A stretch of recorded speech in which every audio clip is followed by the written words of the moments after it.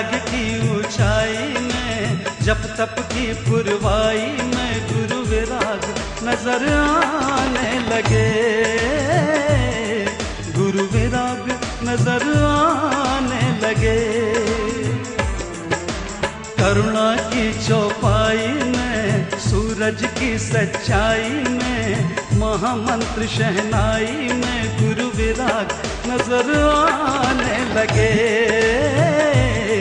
गुरु विराग नजर आने लगे। भावों की गहराई में, त्याग की ऊंचाई में, जप तप की पुरवाई में गुरु विराग नजर आने लगे, गुरु विराग नजर आने लगे।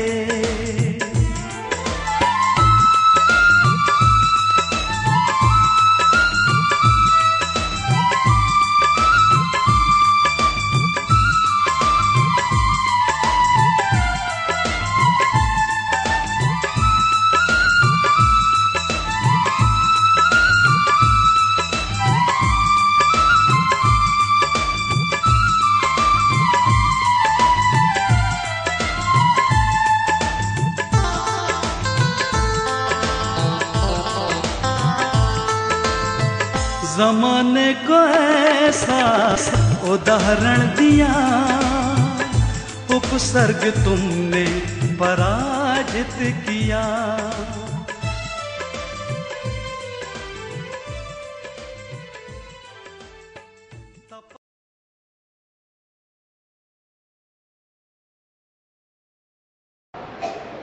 भगवान सिद्ध परमेश्वरी की अर्चना और उपासना करते हुए हम निरंतर उनके गुणानुवाद भी कर रहे थे, उनके गुणों को पहचानने का, समझने का एक प्रयत्न भी कर रहे हैं। क्योंकि बताया गया है कि एक ज्ञान के साथ पूजा भक्ति की जाती है, उसका फल एक अलग होता है, और एक ज्ञान के बिना जब हम पूजा भक्ति करते हैं तो उसका फल एक अलग ही हुआ करता है। ज्ञान के साथ हम सभी पूजा कर रहे हैं, भगवान के एक एक गुणों को पहचानते जा रहे हैं। पूज्य आचार्य भगवान पूज्य पाद स्वामी ने सिद्धों की वंदना करते हुए सिद्ध भक्ति पूरी की पूरी सिद्ध भक्ति लिखी है।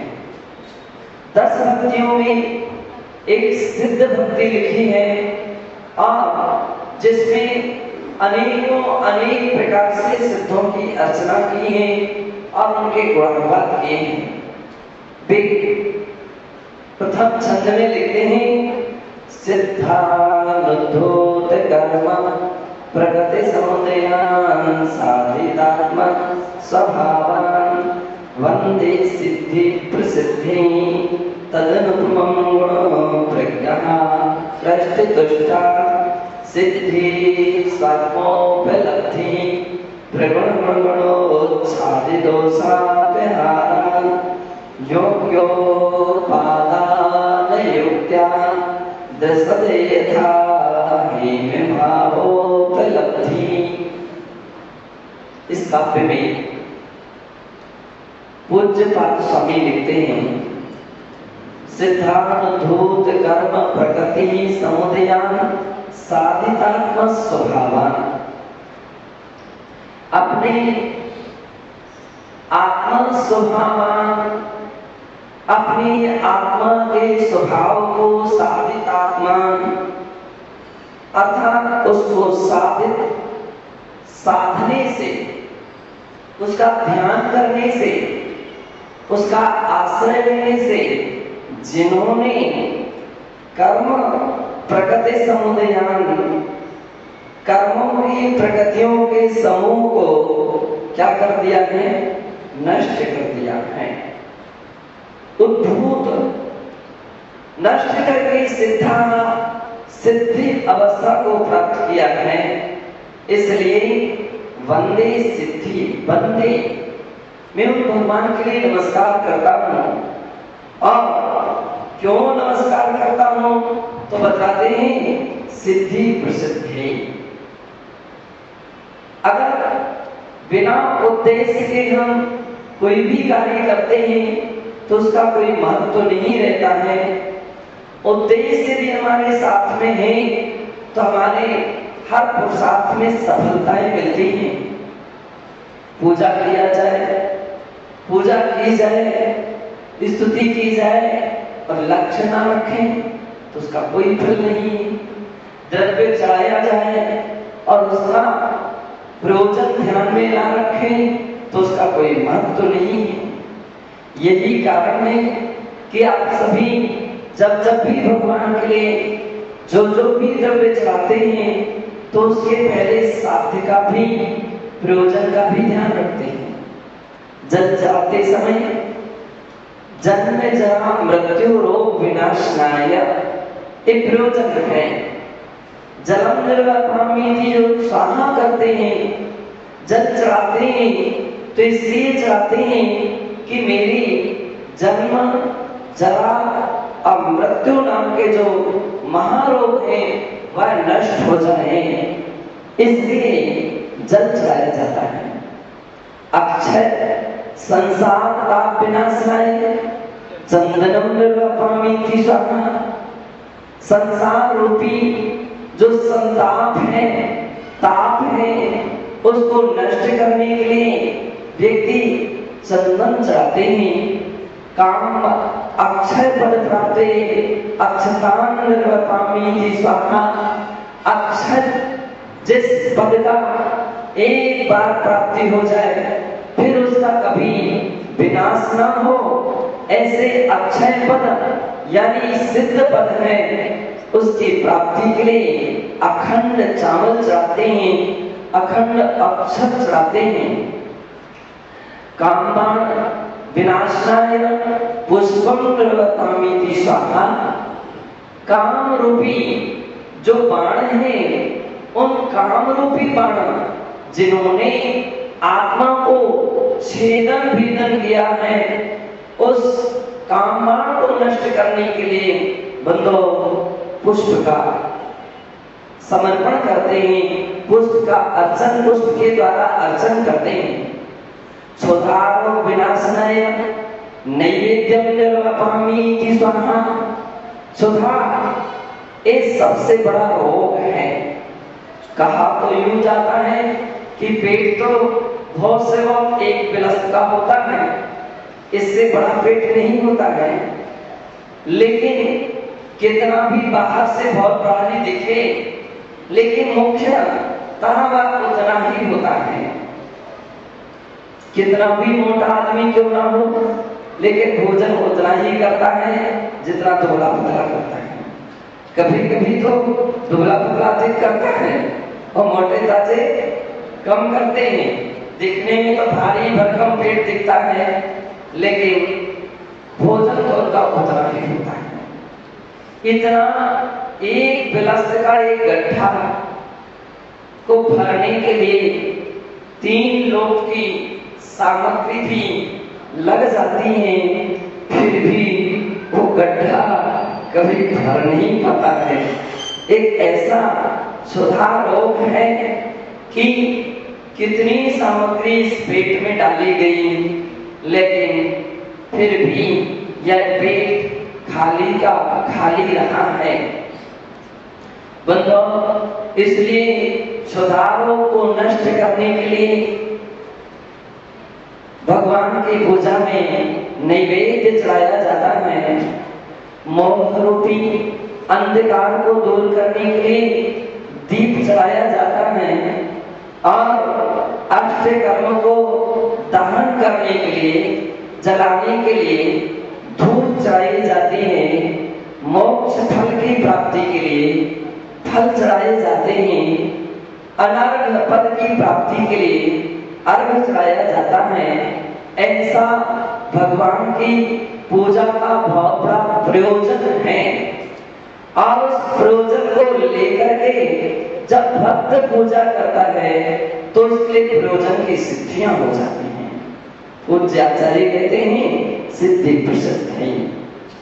हे भगवान, मैं अनुपम जो सिद्धि है जिसकी उपमा नहीं दी जा सकती है, उपमातीत है, ऐसी सिद्धि की प्रसिद्धि के लिए, उसकी प्राप्ति के लिए मैं आपके बंदे नमस्कार करता हूं।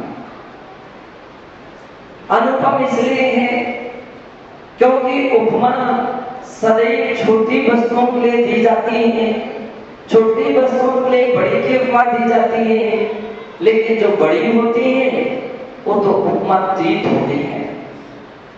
राई को पर्वत कहा जा सकता है, राई को सुमेरु कहा जा सकता है, लेकिन सुमेरु अनुपम है, वह उपमातीत है, उसके लिए उपमा नहीं दी जाती है। सब एक जल बिंदु को सिंधु कहा जा सकता है और स्वयंभू रमण समुद्र कहा जा सकता है, लेकिन स्वयंभू रमण समुद्र से बढ़कर के दुनिया में और कोई बड़ा समुद्र नहीं है, इसलिए वो अनुपम कहा जाता है। वह अनुपम है। आम जगत के लिए थोड़ी सी अच्छाइयां देखते हैं तो अपन मुनि राजाओं के लिए भी कह देते हैं कि ये तो चलते फिरते एक सिद्ध हैं, जिनकी सुंदर आगमिक चर्या होती है, रत्न के पालन करने वाले होते हैं, उनको देख करके भी चलते फिरते सिद्धों सम ऐसा भोजन में करते हैं, भजन में बोलते हैं, बोलते चलते सिद्ध हैं, चलते फिरते सिद्ध हैं, भावी सिद्ध हैं। तो सिद्धों की उपमाएं को तो दी जा सकती है, लेकिन सिद्धों के लिए उपमा नहीं दी जा सकती है, वे तो अनुपम हैं। गुण अनुपम गुण प्रेखा दृष्टि तुष्टा, और कह रहे हैं वह भी प्रज्ञा दृष्टि तुष्टा, यानी उन गुणों को अच्छी तरह से आकृष्टित करने में जो संतुष्ट है, ऐसे में सिद्धि स्वात्मोपलब्धि। और दूसरी परिभाषा दी है, उस सिद्धि को चाहता हूं जिसमें स्वात्मा की उपलब्धि हो जाती है, अथवा जिसमें जिन्होंने अपनी आत्मा की उपलब्धि कर ली है, उसका नाम है सिद्धि। स्वात्मोपलब्धि सिद्धि, स्वात्मा की उपलब्धि हो जाना ही सबसे बड़ी सिद्धि है। प्रगुण प्रगुण गुण गुणोच्छादि दोषा प्रहारा, और जैसे गुण का अर्थ दूसरा होता है डोर, रस्सी कुएं में गिरी हुई सामग्री को निकालने में सहारा बन जाती है, और उसके माध्यम से बहुत सारी सामग्री निकाली जा सकती है। बंधो पूज्य आचार्य कहते हैं, जिन्होंने सिद्ध भक्ति रूपी रस्सी का आश्रय लिया है, यानी वह रस्सी एक ऐसी रस्सी है जो प्राणियों के लिए संसार में डूबती हुई अवस्था से बचाने वाली होती है, संसार से पार करने वाली होती है। दोषापहारा, और वह अवस्था तभी बनती है जबकि संपूर्ण प्रकार के दोषों का नष्ट हो जाते हैं, तब ऐसी सिद्धि की प्राप्ति होती है। उदाहरण दे रहे हैं, योग्योपादान युक्त्या दृश्यते यथा हेम भावोपलब्धि। पूज्य आचार्य भगवान कहते हैं, जैसे एक दृश्य यानी एक पत्थर और स्वर्ण पत्थर योग्य उपादान होने के कारण जिसमें शुद्ध होने की क्षमता होती है, ऐसा सोना को सुनार 16 ताव देता है, तब कहीं वह 16 ताव के उपरांत वह दशरथ स्वर्ण बने को हेम भावोपलब्धि, स्वर्ण बने को प्राप्त हो जाता है।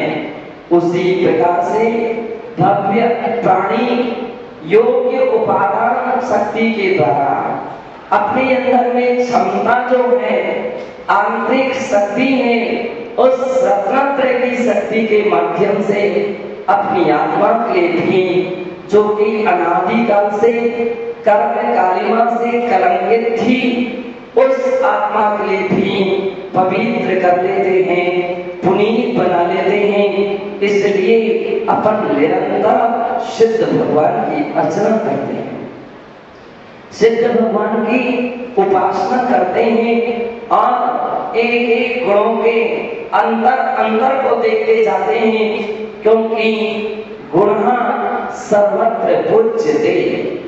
सभी जगह गुण जो है वो पूज्य बने को प्राप्त होते हैं, गुण आदरणीय होते हैं, गुण ही पूजे जाते हैं।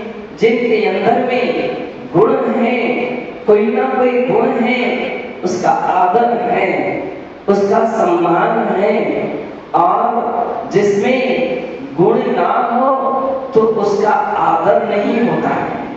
केवल वेशभूषा पूजनीय नहीं होते हैं, केवल शरीर पूजनीय नहीं होता है, हाड़ मांस रक्त इत्यादि का ये बना हुआ शरीर भी पूजनीय नहीं होता है। पूजनीय तो अंतर आत्मा के गुण होते हैं। एक शरीर जैसा आपका है वैसा ही शरीर महाराजों का है, लेकिन फिर भी इतना अंतर है कि वे पूज्य हैं और आप पुजारी हैं। वे पूज्य हैं, आप पुजारी हैं। कारण क्या है? शरीर ही पूजनीय नहीं है। सत्य तो ये है, इन्होंने रत्नत्रय रूपी गुणों को प्राप्त कर लिया है, इससे वंदनीय हो गए हैं, वे पूजनीय हो गए हैं, वे आदरणीय हो गए हैं, अर्चनीय हो गए हैं। और उन गुणों को जिन्होंने प्राप्त नहीं किया है, इसलिए वे अभी पूजक ही हैं, पुजारी ही हैं, वे अभी पूज्य नहीं बन पाए हैं। बंधुओं, गुण पूजनीय होते हैं और उन गुणों में हमने सम्मतणाण दंसन वीर्य शुभम 4 गुणों को आज तक देखा है। आज 5वां गुण जो है सूक्ष्मत्व, उस पर अपन चलेंगे। शब्द बहुत स्थूल होते हैं, लेकिन सत्य ये है कि शब्द सूक्ष्म ही होते हैं, जो कि पकड़ में तो आते हैं, दिखने में नहीं आते हैं। लेकिन आचार्य महाराज ने कहा है, ऐसे जो शब्द हैं वह जो है वह सूक्ष्म होने पर भी स्थूल है। दिखने में नहीं आते इसलिए सूक्ष्म है, लेकिन फिर भी पकड़े जाते हैं इसलिए स्थूल है। और सूक्ष्म स्थूल यह तो पुद्गल द्रव्य का एक भेद है। शास्त्रों में पुद्गल के 6 प्रकार कहे गए हैं। स्थूल स्थूल स्थूल स्थूल सूक्ष्म सूक्ष्म स्थूल सूक्ष्म और सूक्ष्म सूक्ष्म, ये सब पुद्गल द्रव्य के भेद हैं। स्थूल स्थूल का अर्थ होता है कि जो दिखता भी है और पकड़ में भी आता है, जिसे तोड़ करके फिर उसी प्रकार से नहीं जोड़ा जा सकता जैसा कि पहले था। कितना भी प्रयास कीजिए, जैसे धागा के तोड़ने पर गांठ आ जाती है, उसी प्रकार से जिसमें निशान आ जाए वह स्थूल स्थूल होता है। पत्थर को तोड़ देने से संभव है किसी मसाले के द्वारा जोड़ दिया जाए, झूठ तो जाएगा, लेकिन उसमें निशान आ जाएगा। ऐसे पदार्थ स्थूल कहलाते हैं। और दूसरा वह है जिसे केवल स्थूल कहते हैं। अब स्थूल आंखों से देखने वाले जितने भी पदार्थ होते हैं वे स्थूल हैं। जैसे कि औदारिक आदि शरीर जो है वह स्थूल है, दिखने में आता है। कितना भी व्यक्ति की चमड़ी कट जाए लेकिन कालांतर में वह इस प्रकार से जुड़ जाती है कि निशान भी आगे जाकर के उसका समाप्त हो जाता है, इसलिए वह स्थूल है, केवल स्थूल है। और दूसरा वह होता है जिसे सूक्ष्म स्थूल कहते हैं। सूक्ष्म स्थूल जो है वह देखने में तो आता है लेकिन पकड़ने में नहीं आता है। जैसे छाया देखी तो जा सकती है लेकिन कोई उसको पकड़ने का प्रयास करे तो उसको पकड़ नहीं सकते हैं। परछाई देखी जा सकती है लेकिन पकड़ी नहीं जा सकती है, इसलिए वह जो है सूक्ष्म स्थूल है। और वह स्थूल सूक्ष्म है और सूक्ष्म स्थूल दिखती नहीं है लेकिन पकड़ी जा सकती है। शब्द अपन बोलते हैं, भाषा का प्रयोग होता है लेकिन वे कभी दिखते नहीं हैं लेकिन पकड़े जा सकते हैं। टेप रिकॉर्ड के द्वारा उसको कैच किया जा सकता है, वीडियो कैमरे के द्वारा उसे कैच किया जा सकता है। व्यक्ति अपने मोबाइल फोन के द्वारा उन्हें कैच कर सकता है क्योंकि वह सूक्ष्म जरूर है फिर भी स्थूल है, रुकता है और उसके अंदर में रुकने की क्षमता होती है। जैसे अगर पूरी एयरटाइट कोई ऐसे कमरे के अंदर में बैठ जाए तो फिर उसकी आवाज बाहर नहीं सुनाई पड़ती है, बाहर की आवाज उसके लिए सुनाई नहीं पड़ती है। कारण क्या है कि वह स्थूल है, सूक्ष्म होने पर भी स्थूल है कि दरवाजे या खिड़की कांच आदि के द्वारा वह रुक गई है। कान में अंगुली लगा लिया जाए तो फिर शब्द सुनाई नहीं पड़ते हैं। तो सूक्ष्म स्थूल का अर्थ है कि जो दिखने में तो नहीं आता लेकिन पकड़ने में आता है। पांचवा है सूक्ष्म, जिसके लिए कारवाण वर्गणा कहते हैं। इस सूक्ष्म है, कारवाण वर्गणाएं ना तो दिखने में आती हैं और ना पकड़ने में आते हैं। ये बात अलग है कि आप हाथ से नहीं पकड़ सकते हैं लेकिन फिर भी वर्गणा जो है वो वर्गों का समूह है।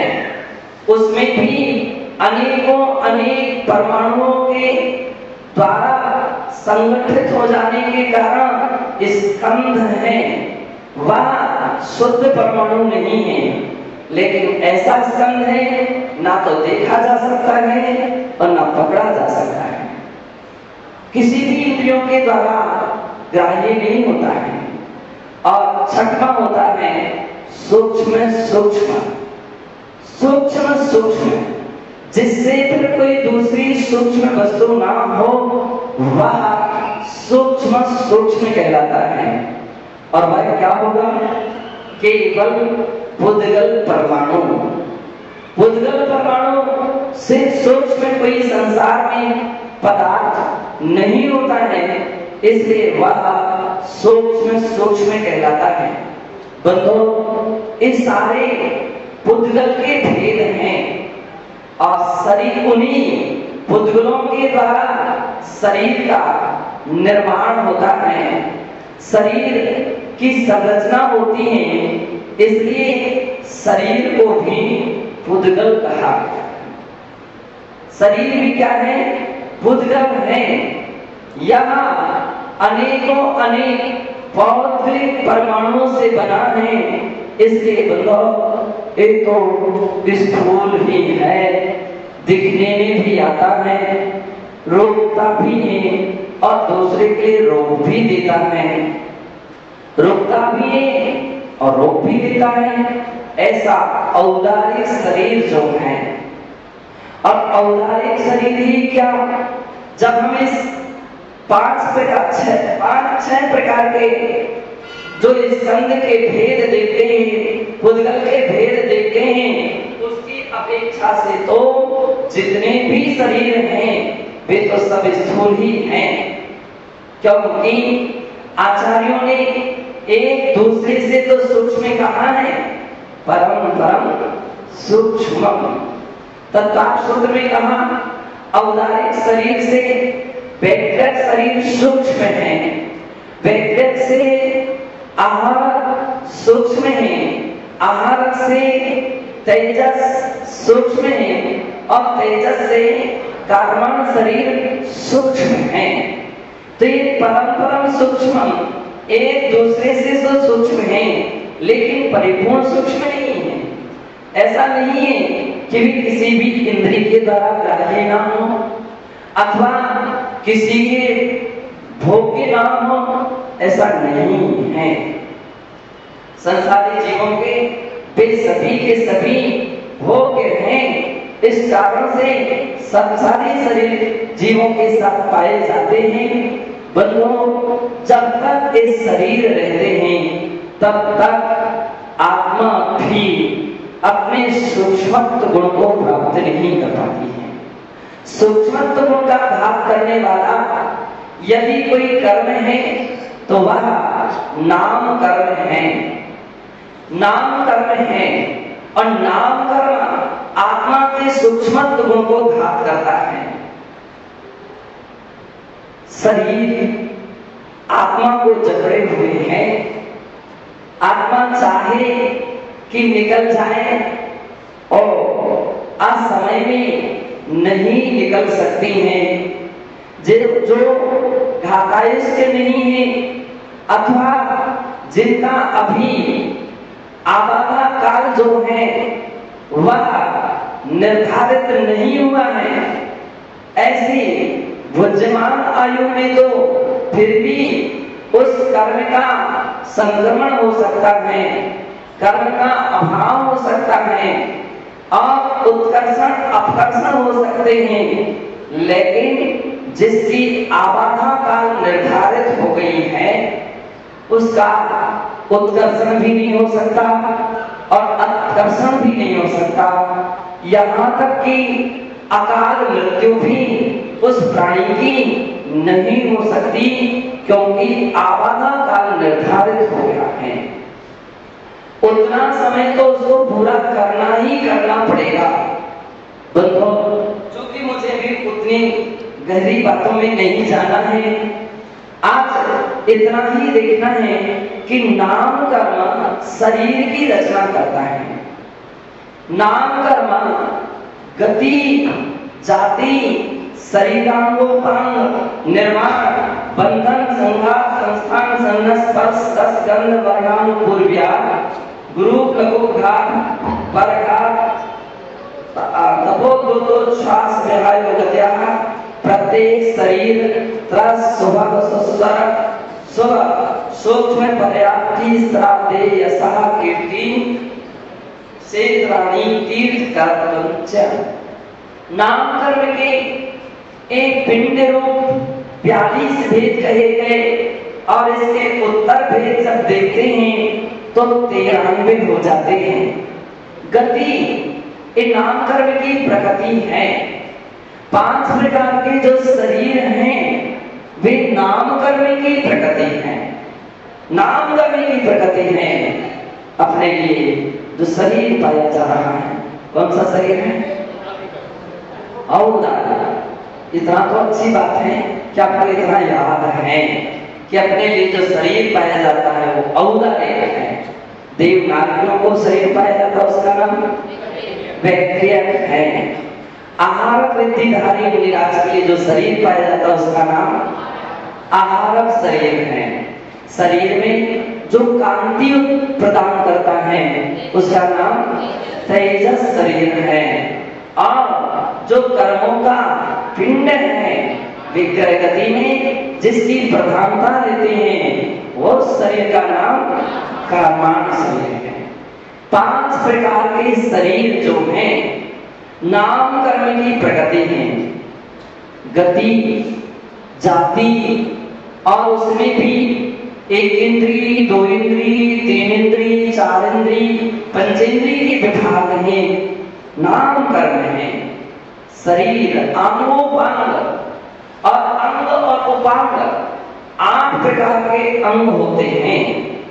8 अंग, 2 हाथ, 2 पैर, 1 सिर, छाती, पीठ और कमर, इन सब की गिनती कर लेंगे तो 8 अंग हो जाएंगे। इन 8 अंग कहलाते हैं।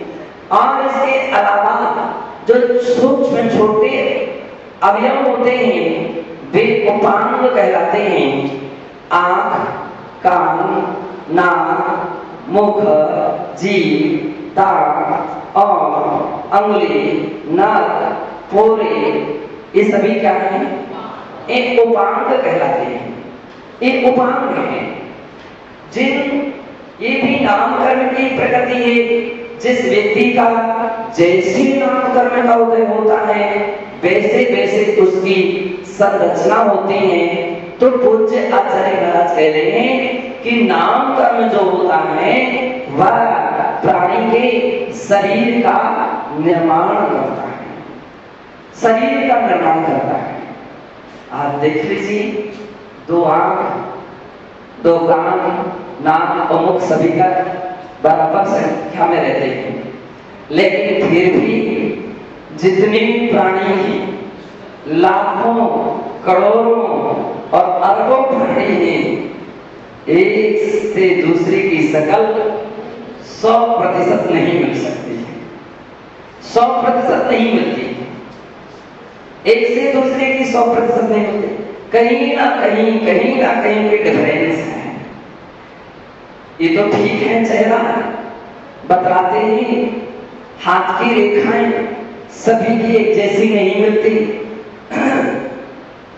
और अंगूठे में पाई जाने वाली, अंगुलियों में पाई जाने वाली जो सूक्ष्म बारीक जो रेखाएं हैं वे भी सभी की एक जैसी नहीं मिलती हैं। इसलिए वर्तमान में बहुत कुछ शासकीय कार्यों में फिंगरप्रिंट लिए जाते हैं। फिंगरप्रिंट अथवा विभिन्न प्रकार की चोरी आदि का पता लगाने के लिए और फिंगरप्रिंट के द्वारा उनका पता लगाया जाता है कि यहाँ से कौन व्यक्ति निकला और उसके पैर का या हाथ के क्या रेखाएं कैसी हैं। और उसके बाद जो चोर आदि संदेह के माध्यम से अनेक लोगों को पकड़ लिया जाता है और उनके प्रिंट लिए जाते हैं और उसके माध्यम से उसको पकड़ लिया जाता है। तो कहने का तात्पर्य नाम कर्म है। एक जैसे किसी की अवस्था नहीं रहती है। मनुष्य के इतने प्रकार में पशुओं में देख लीजिए, कोई हरे रंग का, कोई नीले रंग का, कोई काले रंग का, कोई सफेद रंग का, कोई पीले रंग का, कोई लाल रंग का, कोई गुलाबी रंग का। और उसमें भी किसी की पूंछ काली है, किसी का शरीर काला है, पूंछ सफेद है। कितने कितने प्रकार के कलर उसके अलग अलग स्थानों को अपना स्थान बना करके रखते हैं। बताओ इस सारे के सारे भेद नाम कर्म के हैं। आम जगत इस दिशा में बहुत भ्रांत है। लोगों की अवधारणा है कि भगवान शरीर का निर्माण करते हैं।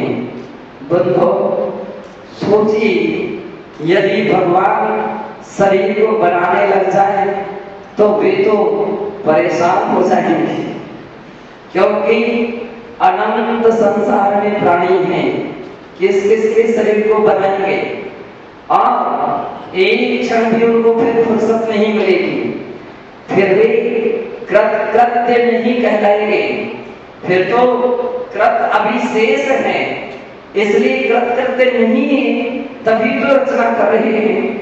और रचना करते समय जिसका अच्छा बनाया है शरीर आदि, तो उसके लिए भगवान भगवान है, और जिसके लिए काना, लूला, लंगड़ा, पोलियाग्रस्त, बीमार आदि आदि बना दिया है, तो उसके लिए तो भगवान क्या, उसके लिए तो शत्रु हो गए।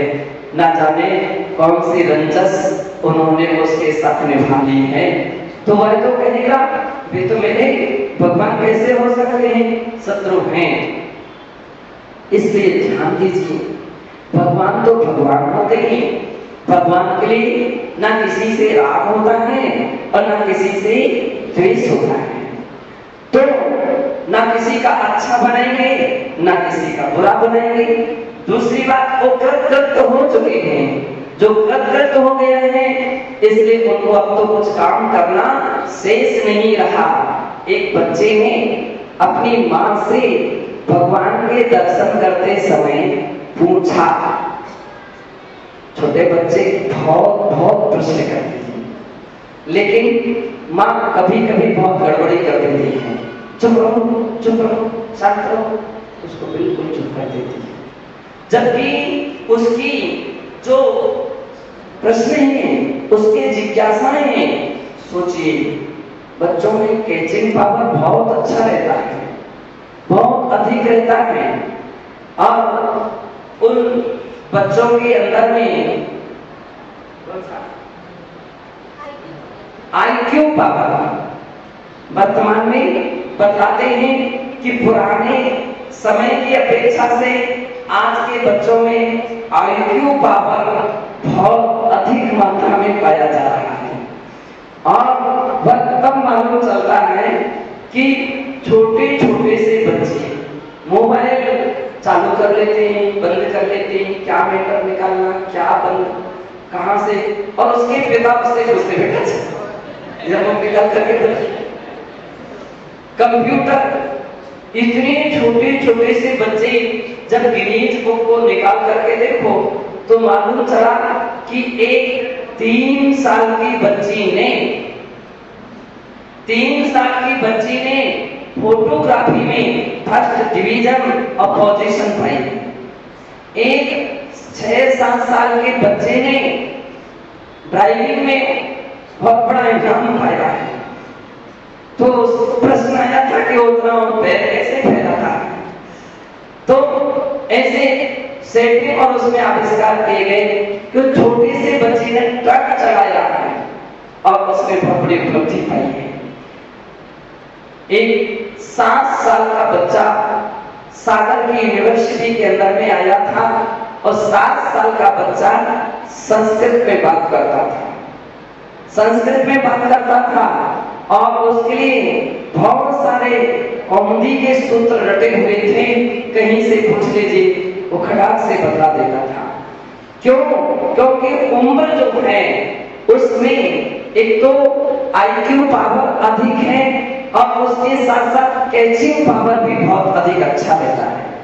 एक बार सुन लेता है उसको याद हो जाता है। सोच लीजिए कितनी मीनिंग उसने याद किए होंगे कि सारी की सारी डिक्शनरी इतनी बड़ी भर जाएगी। उस छोटे से बच्चे के लिए शब्द याद करता है माँ, मम्मी, पापा, चाचा, दादा, दादी आदि आदि मोहल्ले के नाम, कटोरी, प्लेट, थाली आदि, फिर उसमें भी सामग्रियों के नाम, कितना कितना वो याद रखता होगा, कितनी उसकी पावर, कितना उसका मतलब तेज रहता है। तो अपने लिए चाहिए कि अच्छे प्रश्नों विषय पर बच्चे प्रश्न करेंगे तो उसकी जो अच्छी माँ है, अच्छी माँ केवल अच्छी ही ना रहे, सच्ची माँ भी हो। बच्चे प्रश्न करें, माँ उसको समाधान दे। बच्चा पूछता है, माँ ये कौन है? बेटा ये भगवान है। भगवान? हाँ भगवान है। पैर पर पैर क्यों रखे हुए? बेटा संसार में घूमते घूमते देख लिया कहीं सुख नहीं है, इसलिए अब उन्होंने पैर पर पैर रख लिए। अब मुझे कहीं नहीं जाना, सारा संसार छान लिया है, सारा संसार देख लिया है, कब होना सुख संसार में सब देख जग देखो छान। इसलिए मेरा पैर पर करके बैठे। मम्मी भगवान देखते क्यों नहीं है? बेटा किस किस को देखें? जिसको देखते सब रोते रोते ही तो देखते हैं, और उन सबको देखते रहेंगे तो अपने आप के कब देखेंगे? भगवान ने कहा कि जो दूसरों को देखता रहता है वो अपने आप को भूल जाता है, और जो दूसरों को देखना बंद कर देता है उसके अपनी आत्मा नजर आने लगती है, उसके अपनी आत्मा के दर्शन होने लगते हैं। इसलिए उन्होंने सांप को देखना बंद कर दिया। मम्मी भगवान हाथ पर हाथ क्यों रखे हुए? इसलिए क्योंकि अब वे कृत हो गए हैं, कृत हो गए हैं। निकम्मा शब्द आता है हमारे शास्त्रों में। आप अपनी भाषा में गलत अर्थ ले लेते हैं। अमुक व्यक्ति तो हाथ पर हाथ रख करके बैठ गया, यानी कोई काम धाम नहीं है, खाली बैठा है, खाली हाथ। अब भगवान भी निकम्मा है, अब उनके कोई कर्म ही शेष नहीं रहे हैं, और जो काम करना था सब कर लिया, अब उन्हें कुछ काम करना शेष नहीं रहा, इसलिए वे हाथ पर हाथ रख करके बैठे हुए। जिसके लिए काम करना शेष रहे तो उसके हाथ उस काम की ओर बढ़ते हैं, और जिन्हें कोई काम करना ही शेष नहीं है वे हाथ पर हाथ रखे बैठे हैं। बुद्धो भगवान तीर्थंकर जो होते हैं या जितने भी परमात्मा होते हैं वे किसी के शरीर को बनाते नहीं हैं, किसी सृष्टि के वे रचयिता नहीं होते हैं। ऐसा जैन आदम कहता है कि परमात्मा सृष्टि के रचयिता नहीं होते, सृष्टि के और उसको रचते नहीं हैं, उसको निर्माण नहीं करते हैं, अपितु सृष्टि के जितने भी प्राणी हैं, उनके जितने भी शरीर हैं, सबके अपने अपने कर्म हैं। अपने अपने कर्मों के उदय से उनके लिए वैसा वैसा शरीर मिलता है, जैसा कर्म किया है वैसे उसकी रचना होती है। वैसे अब एक व्यक्ति बहुत अच्छा सुंदर है और एक व्यक्ति बहुत कुरूप है, क्यों है? उसका कर्म है, उसका कर्म उसके साथ आया था, या जो उसके कर्म में बांधा था उसके अनुसार उसकी वैसी रचना होगी। किसी की सुंदर शरीर है, आप सुंदर शरीर है, उसने पहले अच्छे काम किए थे, साधुओं की भक्ति पूजा की थी, इसलिए उनका शरीर क्या है? सुंदर है। नाम कर्म इस सारे शरीर की रचना करता है, और जब तक शरीर रहता है तब तक आत्मा सूक्ष्म गुणों को प्राप्त नहीं कर पाती है, तब तक सूक्ष्म गुणों को प्राप्त नहीं कर पाती, स्थूल अवस्था में ही जीती रहती है। और यूं कहा जाता है शरीर ही तो पाप का घर है, सारे पापों का घर तो एकमात्र शरीर है। यदि शरीर ना होता तो आप ये दुकान करने की कोई आवश्यकता नहीं थी, बिजनेस और सर्विस करने की कोई आवश्यकता ना थी, पैसे कमाने की कोई आवश्यकता ना थी, भोजन बनाने की कोई आवश्यकता ना थी, मकान और महल बनाने की कोई आवश्यकता नहीं थी, पंखे, कूलर, टीवी, एसी वगैरह की कोई आवश्यकता ना थी।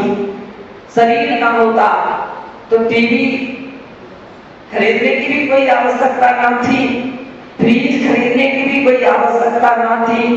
सारे के सारे पाप का जो मूल है वह एकमात्र शरीर ही है। योगी जन, साधु जन जिस समय आहार के लिए निकलते हैं बंधु, उस समय क्या क्या विचार होते हैं। यदि शरीर ना होता तो जंगल से नगर की ओर आने की भी कोई आवश्यकता नहीं थी, और किसी श्रावक के हाथ के नीचे अपने हाथ करने की भी आवश्यकता न थी। केवल परतंत्र बनाने वाला यदि है तो ये शरीर है।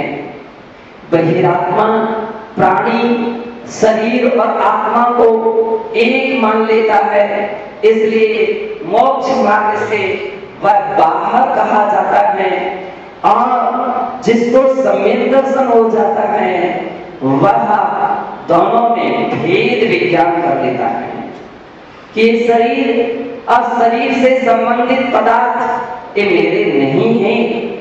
इस धरा पर सब धरा रह जाएगा, बांध कर मुट्ठी आया कर पसारे जाए। एक सम्यक दृष्टि जीव ऐसा विचार करता है, कितना भी कमा लो, कितना भी शरीर को सजा लो, कितना भी इसके लिए अनेक प्रकार के भोजन आदि खिला दो, लेकिन फिर भी एक दिन इसकी राख बनेगी, मिट्टी बनेगी, और मिट्टी का पुतला मिट्टी में मिल जाएगा, मिट्टी में मिल जाएगा। साथ तो वही जाएगा जो तुमने अच्छा या बुरा किया है अपने जीवन में, अपनी जिंदगी में। जो अच्छा या बुरा किया है वह तुम्हारे साथ जाएगा। और अच्छा तो कहां व्यक्ति कर पा रहा है, केवल सारा जीवन, सारी जिंदगी प्रायः पाप कार्यों में अथवा विषयों में अथवा कसायों में व्यतीत होती है। विषय कसायों में, धार्मिकता में कितना समय जाता है, फुर्सत ही नहीं मिल पाती। रोज रोज लोग चर्चा कर रहे हैं कीर्ति नगर वालों की। कीर्ति नगर वाले ध्यान रख लीजिए कि महाराज क्या बात है। मैंने कहा कि क्या बात कुछ नहीं, गर्मी बहुत हो रही है, गर्मी बहुत हो रही है। बोले गर्मी तो सभी को लगती है, दूसरी जगह भी तो गर्मी लगती थी लोगों को, वहां थोड़ी गर्मी कम हो गई थी। मैंने कहा यहाँ चौके में लोग व्यस्त रहते हैं, सारे लोग चौके में व्यस्त रहते हैं। बोले वहां भी चौके थी। अब मैंने कहा 5 उंगलियां एक जैसी नहीं होती, ध्यान रखिए।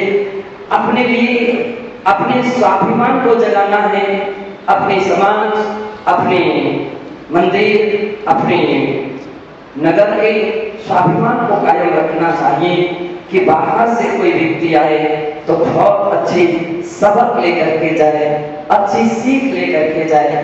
बाहर जाके आपकी बड़ी प्रसन्नता प्रकट करे और प्रशंसा करे कि हाँ अमुक जगह तो इतनी उत्साह, इतनी लगन, इतनी भक्ति वहां ऐसी ऐसी देखी गई है। तो बंधुओं, जब भी वह व्यक्ति वहां का कोई सुनेगा तो गदगद हो जाएगा, गदगद हो जाएगा। खुशी के मारे उसको चैन ही नहीं रहेगी, बहुत खुशी उसके अंदर में होगी। पूज्य आचार्य भगवान सिद्धों की बात कर रहे थे कि सिद्धों में एक ऐसा गुण है कि जो आत्मिक गुण है और सम्यक दृष्टि शरीर और आत्मा के भेद को करते हुए केवल आत्मा की ओर लक्ष्य रखता है, आत्मा की ओर ध्यान रखता है। मैंने एक दिन बताया था भरत चक्रवर्ती घर में रह करके भी वैरागी थे, भरत चक्रवर्ती गृहस्थी में रह करके भी वैरागी थे, सारा काम करते लेकिन अपनी आत्मा के कल्याण के विषय में निरंतर सोचते रहते थे और उस आत्मा का हित कैसे हो इसमें निरंतर विचार नहीं रहते थे। यही कारण है कि दीक्षा लेते ही उनको केवल ज्ञान हो गया। ऐसा इतना अभ्यास उन्होंने गृहस्थिक जीवन में बना लिया था कि अंतर आत्मा कहलाती हैं, जो आत्मा और शरीर या शरीर से संबंधित पदार्थों में भेद रखती हैं कि मेरी तो केवल एक आत्मा है, वही स्वाम है, बाकी तो सब पर है।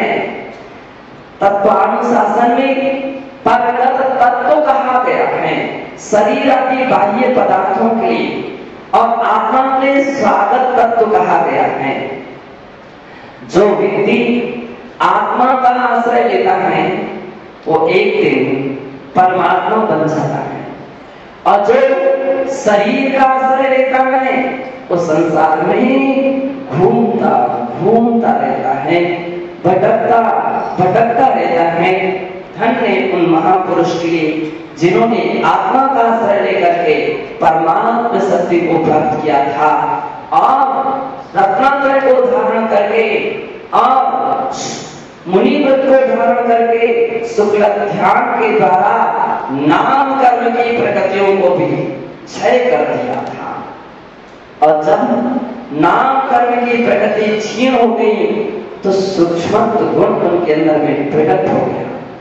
सूक्ष्म गुण का अर्थ अब ये हुआ, ना तो वह किसी इंद्रियों के द्वारा ग्राह्य है, ना किसी इंद्रियों के द्वारा उसको ग्रहण किया जा सकता है, और ना उनके शरीर उनके आत्मा प्रदेशों के लिए कोई भी अवधिज्ञानी या मना प्रज्ञानी भी जान सकते हैं, क्योंकि सूक्ष्म दशा को प्राप्त हो गए। अवधि ज्ञान में सबसे परमावधि, सर्वावधि और देशावधि, परमावधि और सर्वावधि, ये तीन प्रकार के अवधि ज्ञान होते हैं। उसमें जो परमावधि अवधि ज्ञान है परमाणु मात्र का विषय कर लेता है, परमाणु को तो जान सकता है लेकिन वो सिद्धों को नहीं जान सकता। क्यों? क्योंकि परमाणु तो पुद्गल है, रूपिणा पुद्गला, एक पुद्गल है, और अवधि ज्ञान मात्र पुद्गल को जानता है, और सिद्धों की आत्मा तो चेतन आत्मा है, जीव आत्मा है, उनके लिए वो नहीं जान पाते हैं क्योंकि सूक्ष्म गुण को उन्होंने प्राप्त कर लिया है। सूक्ष्म गुण, और सूक्ष्म गुण एक ऐसा होता है कि वह ना किसी को रोकता है और ना किसी से रुकता है। सम्मेद शिखर जी की वंदना में एक व्यक्ति ने प्रश्न किया था कि महाराज 99 घोड़ा घोड़े और 99 घोड़े और 99 ये सब 99 चलते जा रहे हैं, एक ही टोक से क्या इतने भगवान मोक्ष जा सकते हैं? मैंने कहा हाँ जा सकते हैं, कोई परेशानी नहीं, एक ही स्थान से अनेक मोक्ष चले जाएंगे। तो उसने कहा कि फिर तो जो सिद्ध जाते हैं वो तो सीधे ही अवस्था ईशुगति को प्राप्त होती है, और ईशुगति यानी सीधे स्थान में जाते हैं। एक सिद्ध पहुंच गए, उसी स्थान से दूसरे सिद्ध पहुंचेंगे तो क्या होगा? क्या भी खिसक जाएंगे? क्या उनकी नहीं खिसेंगे, तो फिर एक उनके नीचे लटकेंगे? क्या नहीं लटकेंगे। क्या एक मान ही अनेक राज है, एक में अनेक सिद्ध समाविष्ट भी होते चले जाते हैं। जैसे आपने यहाँ एक दीपक जलाया, एक कमरे में दीपक जलाया और दीपक का प्रकाश सारे कमरे में फैल जाता है और उसी कमरे में दूसरा दीपक जला दीजिए तो ऐसा नहीं है कि वह पहला प्रकाश मना करने लग जाए, अरे नहीं ये डबल नहीं आ सकता है, या वह उसकी सीमा के बाद से प्रारंभ हो, नहीं, कितने भी दीपक जलाते चाहिए। इसमें ऐसा उदाहरण गुण होता है, समाविष्ट हो जाते हैं। बंदो, किसी को तकलीफ नहीं होती, किसी को किसी से परेशानी नहीं रहती है, या सूक्ष्मत्व गुण की विशेषता हुआ करती है। हम ऐसे गुण के धारी, नाम कर्म से रहित, सूक्ष्मत्व गुण से सहित सिद्ध परमेष्ठी के बारंबार नमस्कार करते हैं कि हे प्रभु, हे भगवान, मुझे भी ऐसी शक्ति दो, हम भी ऐसे सारे कर्मों को क्षय करके आप जैसी पुनीत अवस्था को प्राप्त करें। इसी पुनीत भावना से जय बोलिए सिद्ध परमेष्ठी भगवान की।